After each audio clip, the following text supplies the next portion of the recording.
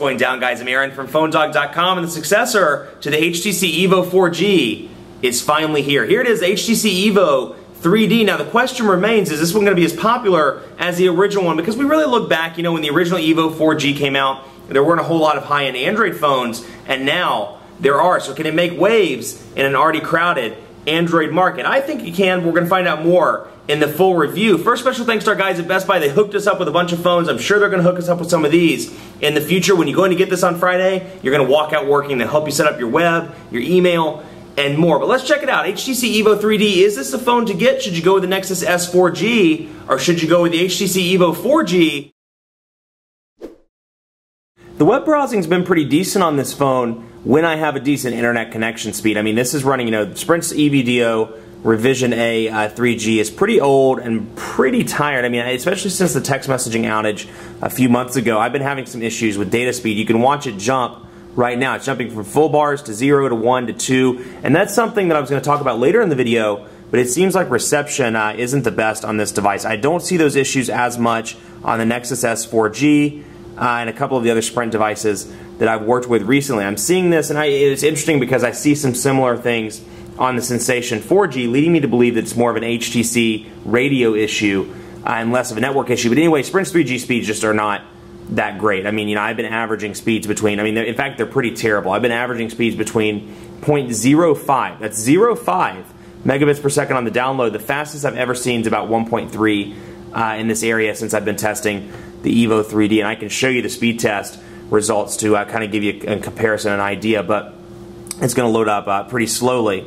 And I don't have 4G in my office here for whatever reason. 4G does not want to come in unless the phone just has an excellent antenna, which that just to me is not the specialty of the EVO 3D. It's a great phone, a great media phone, but it's not great on the antenna or the radio department. But PhoneDog's loading, and while that's loading, you can see typical HTC look here. We can go to the windows, we can add a new window, and we'll go to Vision, this is Sprint PCS for example. And once it's loaded, I can zoom out like that, and I can bring it out and switch between screen to screen. So PhoneDog is loading, it is still loading, and you can see the signal strength indicator was just fluctuating pretty dramatically earlier, and it's been doing that. It'll go from 0 bars to full bars to 2 bars to 1 bars to 0, and I'll be sitting in the exact same spot and having this issue. So let's wait for PhoneDog is taking its sweet time to load, but you can see, we'll play around with the banner while it's loading. You can see pinch to zoom still relatively fast, even though the page is loading, which typically slows the speed down. Pinch to zoom is reasonably responsive, and of course in landscape it transitions pretty easily. So the device itself is very fast, but unfortunately these network speeds are just pretty miserable in terms of 3G at least. 4G, a little bit better, but even with 4G I've been averaging speeds between 2.5 and about 4 megabits per second, which still seem a little bit slow for WiMAX. Okay, so here we go, we're loading up.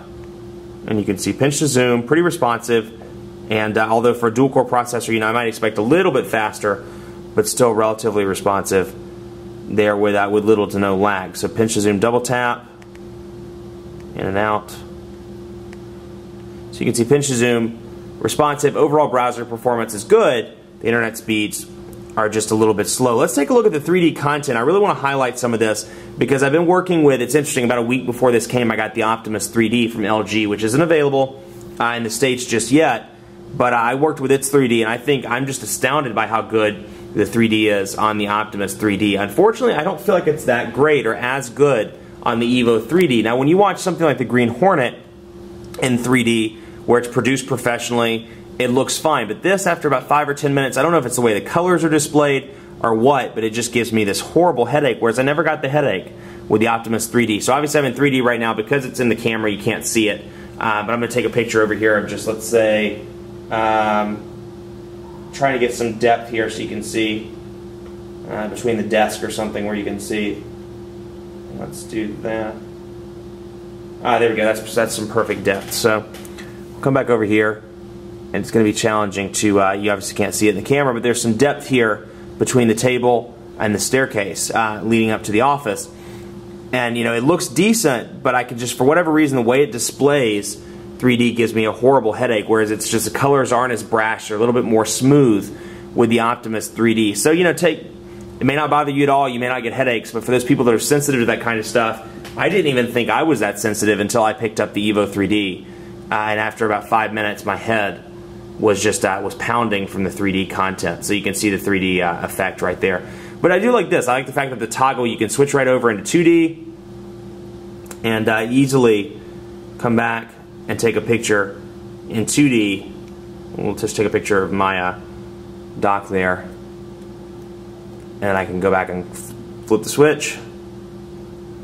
And it should transfer that over into 3D. But I'll take that back. Maybe not. Maybe if you take it in 2D. Okay, it's a little bit different. From the Optimus 3D, you can switch back and forth between 2D and 3D on every piece of content. But apparently, because I took this in 2D, it won't let me switch over to 3D. But you have the toggle up here. You have the camera button, half press to take the picture fully, full press, or half press to autofocus, full press to take the picture. So let's take a look at some of the speed test stuff. I just want to show you this pretty briefly. Actually, let's do quadrant standard first. We'll run the full benchmark. And call quality, like I said, the radio is just not the best feature of this device. If you're buying this for calls and calls alone, you want something that's just exceptional in the radio department, and that's what you use it for, I'm not so sure that this will be my primary recommendation. I might recommend something like the Nexus S 4G, which has been very good to me on the call quality front. It's not, you know, the most up-to-date in terms of video. It doesn't shoot 720p HD video, for example, but call quality is a little bit better. So Earpiece is okay in this one. I had some issues with the Sensations Earpiece, which I consider it to be kind of a close cousin, but the Earpiece has been nice and loud. It's just the overall quality, both of data speeds and reception, both of which rely on the signal strength, haven't been that great. So take that with a grain of salt. You know, maybe it's this this unit, or maybe you're in an area with fantastic Sprint service. But you can see I have 2 bars right now, and it fluctuates between 0 and 2 depending on where I'm standing in the office. So benchmark results coming up at 1,853. Now take quadrant standard with a grain of salt. There may be some other tests out there. There are Smart Bench, LinPack, things like that unfortunately I can't do due to the length of these videos. I mean, if I did these videos, I'd have to do a part 3 just dedicated to those because there's a lot to do. But take it with a grain of salt. But in quadrant standard, at least 1,853. That's still pretty fast. I've seen it as high as 2,000, but it still pales in comparison to the 3,000 plus that we see on the Galaxy S2 on a regular basis. Now to go into speed test, take a look at that. Let's do speed test. And just to show you the results that I've seen recently, these were ironically very, very good. I was standing literally right beside a Sprint cell site last night. I was standing and staring at the Sprint cell site. And these are what you get when you have full bars of service and you're standing beside a cell site, those 1.19. Now, here's what I usually get when I'm in my office. You can see 0.17, 0.07, 0.74, 0.32, 33, 3.881. I mean, they're just horrendous scores. 0.89, 0.05, 0.47, just really low and definitely under par. Not what I would expect from Sprint, even though it is an older, you know, EVDO is an older technology. Still very, very slow speeds, and then look at the upload speeds, even worse. We'll just run a speed test here and see what happens. But overall, you know, the device is a great device. The 3D content's fun. I don't know if it's going to take off yet, but the ability to connect to things like YouTube 3D, definitely a perk on the HTC EVO 3D, as opposed to something like the Optimus 3D, which isn't out in the States, but doesn't have that same connectivity. So you can see here, for example, 0.16 megabits per second. And then on the upload, probably even worse, probably like 0.00 or 0.02 megabits per second. But you can see it'll probably time out and say network issues, like it usually does. Let's see here. And it's been like this ever since. Okay, 0.03 megabits per second. So you can see how terrible those are on 3G. Unfortunately, I can't test 4G in front of you, but 4G, like I said, is average between about 2.5 megabits per second and 4 megabits per second. So let's take a look here at YouTube. And this is another thing I wanted to bring up, just to show you what it looks like on the EVO 3D. While that's loading, this is going to take its sweet time to load. And then you can, of course, access all your YouTube settings, upload my channel, and more. So you can upload that 3D content, although I'd highly suggest you use either 4G or Wi-Fi. But overall, really impressed with this device. It's a nice addition to, and it's a nice evolutionary bump. I wouldn't say it's revolutionary, but it's definitely a nice evolutionary bump from the original HTC EVO 4G. Much more coverage to come on the EVO 3D on PhoneDog.com. Look for a dogfight later in the week with this and the Sensation 4G, and between this and the Optimus 3D and a couple of other devices as well. We've got to do our dogfights and see how well these devices perform, which one's the best to have. You know, we got to put them in and battle between each other and see which one is the one to have. So I'm going to flip this around so you can see the front-facing camera, which is up here.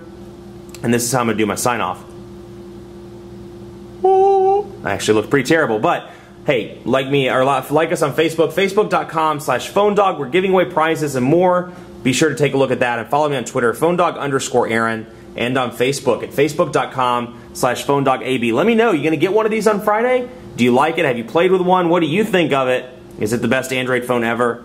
Or is it just 3D? Is 3D just a gimmick and no one's actually going to use it? Let me know, PhoneDog_Aaron on Twitter. Thanks so much for watching. All in all, a good addition to the EVO line, a nice successor, worthy successor to the EVO 4G. But the battle remains to be seen. Will it be better than the Sensation or the Optimus 3D? You have to find out on the site later in the week, so be sure to keep it locked on the site. Thanks so much for watching. We'll see you next time.